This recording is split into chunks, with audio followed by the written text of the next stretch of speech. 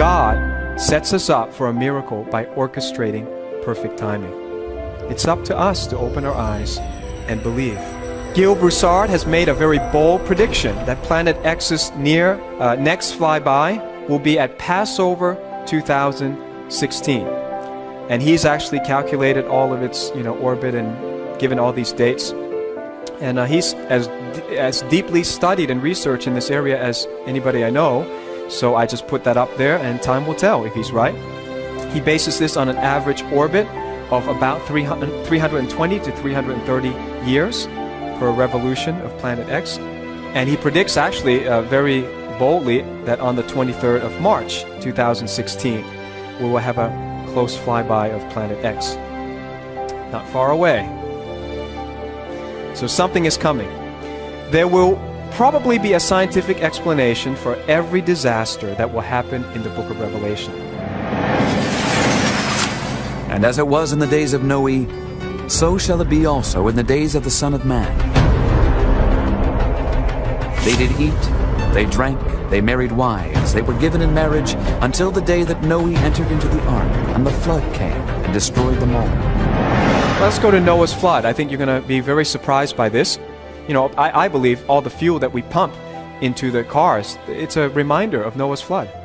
Millions of dead organic material buried suddenly form fossil fuel. So for all the people who say, I don't believe the Bible, I don't believe it happened, you're pumping it into your car every day. It's amazing, isn't it? In Genesis chapter 7, in the 600th year of Noah's life, this is what people don't know. They thought it just rained for 40 days. It didn't. Number one, it says, God said, all the fountains of the great deep were broken up, and the windows of heaven were open. It's an interesting phrase. It's not just that it rained. Something broke apart in the heavens, and something broke apart in the earth's crust. And the waters prevail on the earth 150 days. Gives us a clue to something. And by the way, most things happen not once. Almost nothing in the Bible happens once. So everything that happens here is a prelude to something else. Only in Noah's flood, God promised never going to flood the whole world in the same way. Yet everything usually happens twice. So these details here, they'll be handy in the end times. 150 days. Because guess what? Book of Revelation also says one of the trumpet judgments will last 5 months. 5 months is 5 times 30 days, 150 days. Jewish calendar days are 30 days a month. Very interesting. There's parallels between Genesis and Revelation all the way through. The Bible is saying the flood was not mere rain for 40 days. It says the canopy of water that was ruptured from above. The firmament separated the waters from the waters in Genesis. There was water above. And that was ruptured, and then it all broke apart and fell down. The earth's crust was also ruptured from below. And 150 days later, the waters receded. Well, how is that possible? Well, if you map out Planet X's orbit, it seems that Planet X has an orbit that crosses the Earth's orbit twice in a period of 150 days. So you see, point 1 is the Sun, point 2 is the first crossing of the Earth, point 3 is the second crossing as it leaves the solar system. So here's a scenario that may explain Noah's flood. Planet X crosses the Earth's orbit, and then each encounter brought debris and meteors upon the Earth. So here's the first flyby. On the second Passover, 3000 BC, remember Passover is the only feast where if you missed it, God gave you grace, you can celebrate it a second month, the month later. Well, Noah recorded that on the second Passover, 3000 BC or 5,000 years ago, the waters broke from above the heavens. Well, a meteor shower would have done that. Meteors would have opened the floodgates of heaven, shattering the upper firmament that divided the waters from the waters. Then, 5 months later, it makes a revolution around the sun, comes back, the earth happens to meet on this occasion the debris of Planet X once again as it exits the solar system and the Earth's orbit. And so this is probably what happened. 150 days later, a second flyby of Planet X drags a 110-mile wide asteroid into a collision course with Earth. And there's a reason why we have quite an exact figure on the size of this asteroid or this meteor, but we have to say asteroid because it's so big. Here's a moment of impact. A scientist calculated at a trajectory of 22, or an angle of 22 degrees. There's the moment of impact. It would have sent shock waves into the Earth's core and all throughout the Earth. That would have ejected some of the Earth's crust, leaving basins for water to recede into, which today forms our oceans. Now, science always denies catastrophic events until catastrophic events happen. Did you know that last week an earthquake, 7.7 earthquake in Pakistan, created an island like that? If you don't know, just go on the news and see it. They always say over millions and millions and millions of years, and yet on the news, turn it on, boom, an island just got created. In the same way, something suddenly happened and the waters then receded. Something scientific, something explainable had to have happened. A 110-mile diameter meteor or asteroid would have impacted the Earth. Planet X gravitational electric influence would explain the start of Noah's flood. The canopy broke. The end of the flood, a meteor came and then ejected some of the crust, which left basins. It would also explain the tilt of the Earth, without which we wouldn't have seasons. So at the moment of impact, the Earth was pushed 23.5 degrees, which allows for seasons. I always believe in the beginning of the Earth. Now we got seasons, winter, summer, and all that. And it would have also cracked the Earth into tectonic plates. Does the Bible talk about this? Yes, it does. Isaiah 24, verse 19 and 20. Behold, the Lord makes the earth empty and makes it waste, distorts its surface. The earth is violently broken.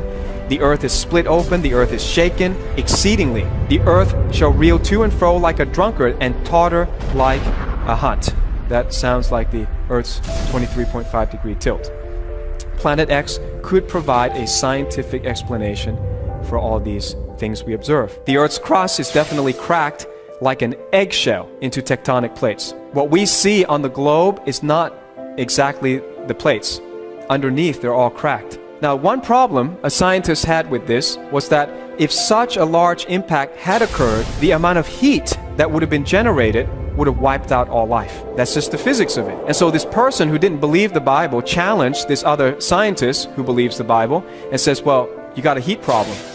It's just impossible that this happened 5,000 years ago. He says, well, how about this? What if the entire surface of the planet was covered in water? Isn't water a perfect conductor of heat? Would have absorbed all the heat. In fact, I saw on the news today, global warming scientists, because they're having a real hard time now explaining global warming. They're saying, oh, well, the ocean is such a good conductor of heat. Global warming is happening. We are responsible, but the oceans have absorbed all the heat. The miracle was the perfect timing.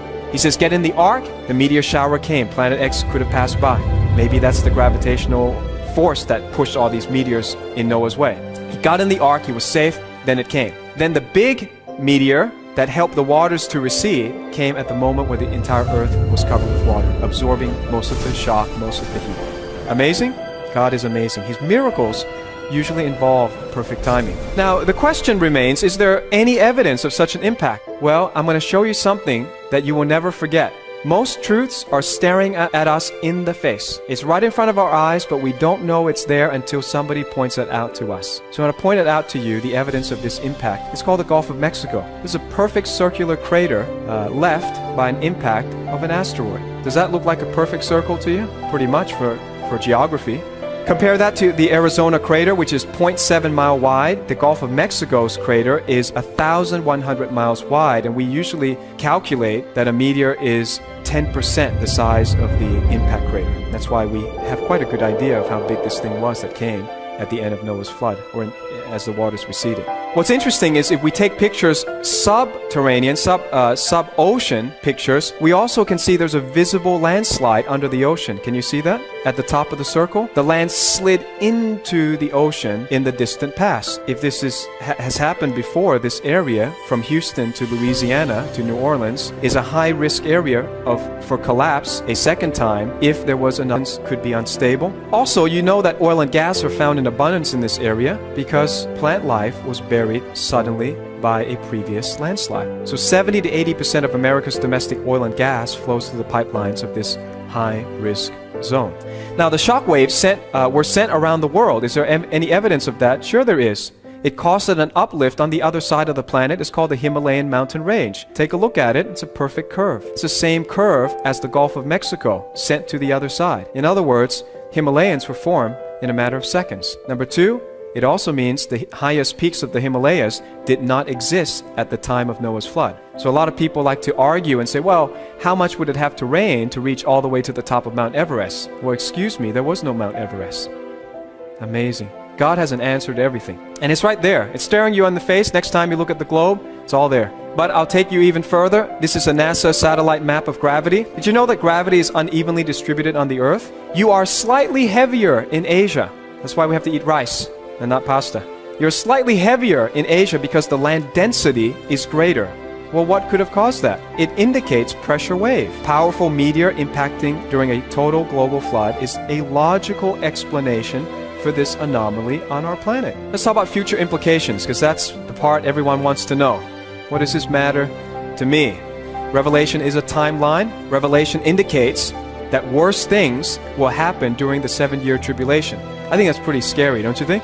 So we don't want to be there for that. We want to believe Jesus now. We want to accept the Savior now. He's giving us warning through all of this prophecy and science. You don't want to be here for this.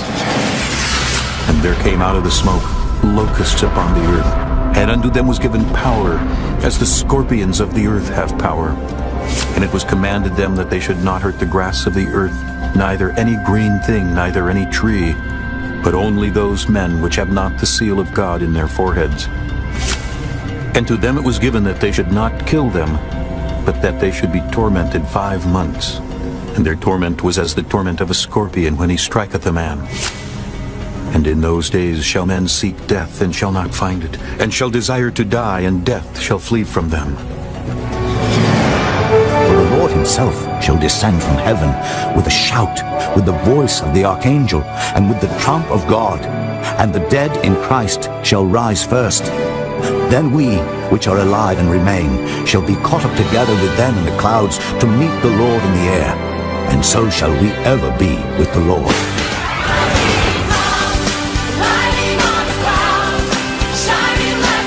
Be a scientific explanation for every disaster that will happen in the book of Revelation.